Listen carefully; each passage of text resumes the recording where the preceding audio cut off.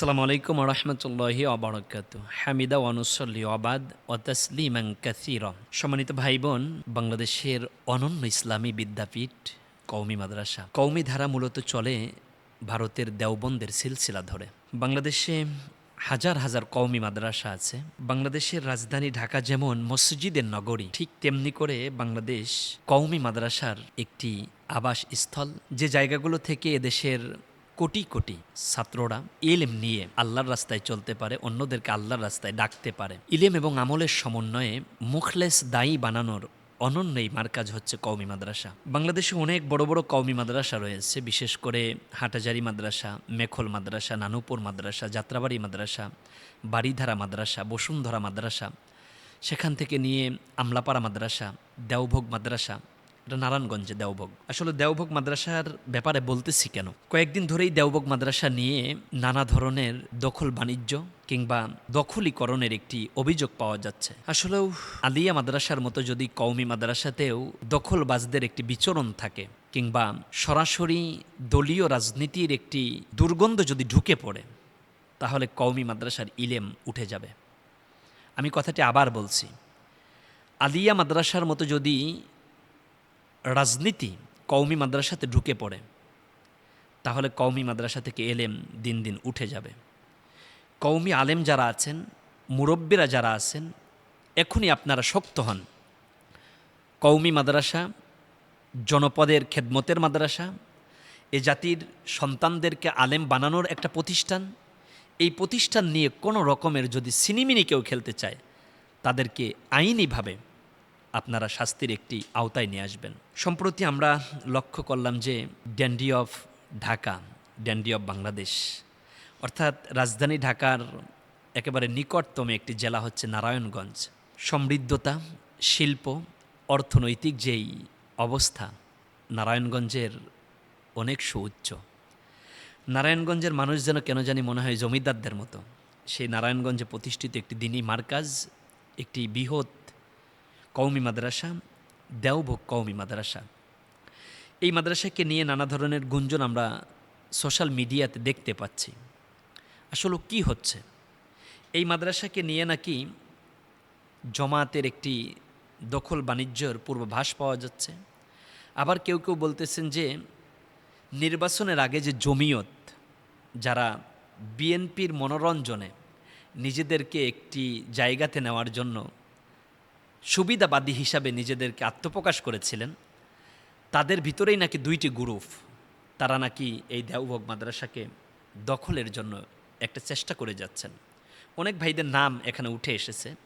আমি আসলেও সোশ্যাল মিডিয়ার একটি রেস্ট্রিকশনের কারণে এই নামগুলো আমি আনতে চাচ্ছি না, কিন্তু আপনারা তাদের নামগুলো স্পষ্ট তো জানেন। কিন্তু মূল কথায় আমি কেন আনতেছি, কারণ কওমি মাদ্রাসার যেই লেখাপড়া, কওমি মাদ্রাসার ইলমের যেই ধারা, কওমি আলেমরা ইলমের যে আমানতের একটি জায়গাতে আছেন, এইটা যেন খেয়ানত না হয়ে যায়।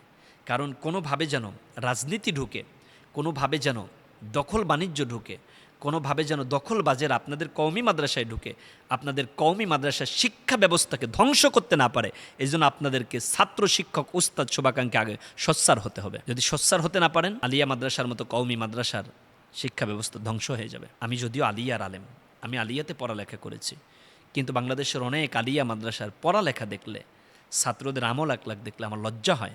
আলিয়ার আলেম হিসেবে পরিচয় দিতে নিজের কাছে নিজের খুব ছোট মনে হয়। এখনও বাংলাদেশের কওমি আলেমরা ইলমে আমলে ইখলাসের দিক থেকে অনেক আগায় আছেন। আলহামদুলিল্লাহ, আল্লাহ আপনাদেরকে আরও সম্মানিত করুন। ভিতরে যে অহংকার, হিংসা যদি থাকে কিছু, এটা বের করে ফেলেন। কারণ একটা মাদ্রাসা দখল করতে হবে কেন? ওখানে তো দিন শিখতেছে ছাত্ররা, ওখান থেকে আলেম তৈরি হচ্ছে, ওইখানে আমার নজর যাবে কেন?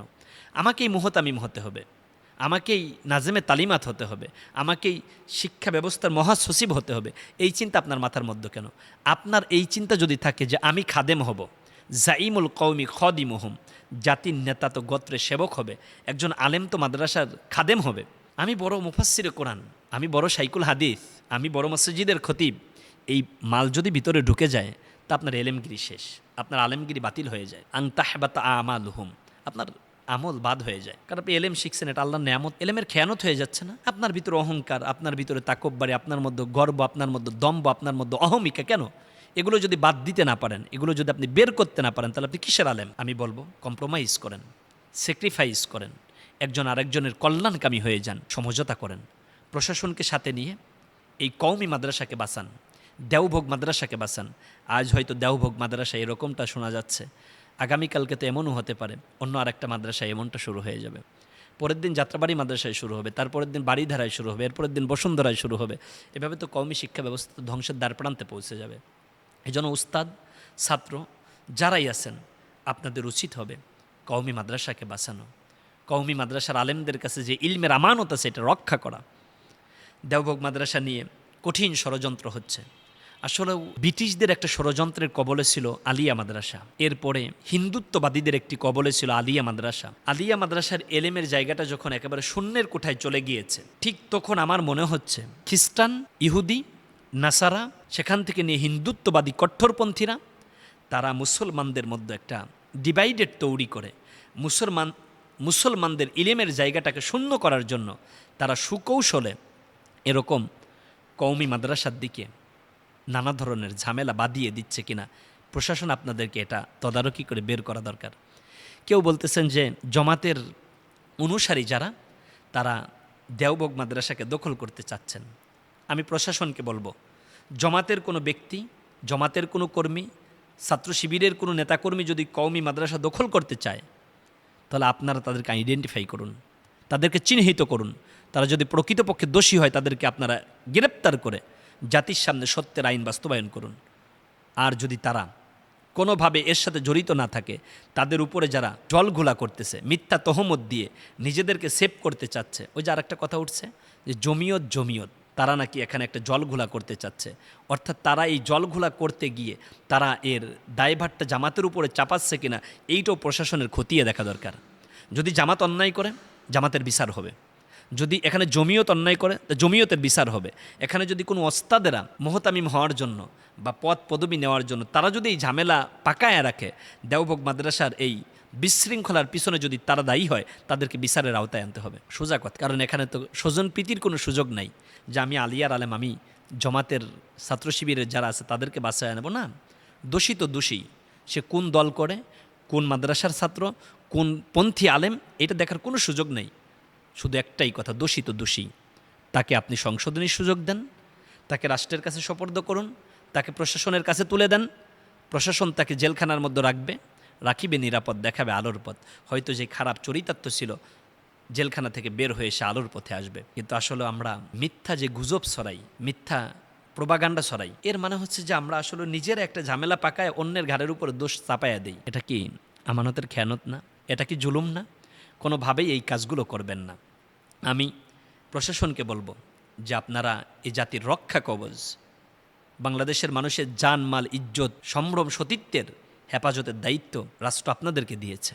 বরং কোনোভাবে দেওভোগ মাদ্রাসার মতো একটি সর্ববৃহৎ কওমি মাদ্রাসায় বিশৃঙ্খলা ঘটে, কওমি সিস্টেমের এই লেখাপড়া যেন কোনোভাবে দেওভোগ থেকে বন্ধ না হয়ে যায়, সেজন্য আপনাদেরকে খুব বেশি সোচ্চার হতে হবে, দায়িত্বশীল হতে হবে। আপনাদেরকে দায়িত্বের বোঝা কাঁধে নিয়ে এই ঝামেলা যারা করতেছে তাদেরকে চিহ্নিত করে আইনের আওতায় আনতে হবে। যদি আনতে পারেন, জাতি আপনাদেরকে স্যালুয়েট দেবে, লক্ষ লক্ষ আলেম ওলামা আপনাদের জন্য দোয়া করবে।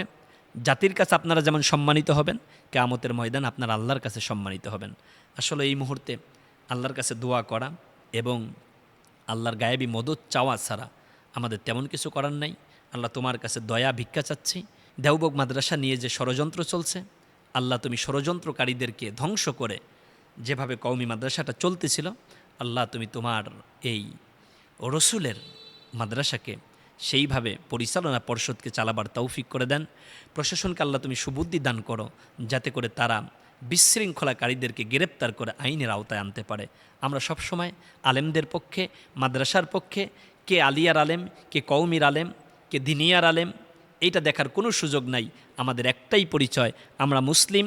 আমাদের একটাই পরিচয়, আমরা আলেম। কওমি আলিয়ার বিভেদ ভুলে গিয়ে আসুন আমরা এক বাক্যে দীপ্ততায় শপথ নেই, কাঁধে রাখি কাঁধ, হাতে রাখি হাত, একসাথে চলব পথ। আমরা চাই মুসলমানদের বিজয় হোক, কওমি আলিয়া মাদ্রাসার আলেমদের বিজয় হোক। আমিন। আসসালামু আলাইকুম ওয়া রাহমাতুল্লাহি ওয়া বারাকাতুহু।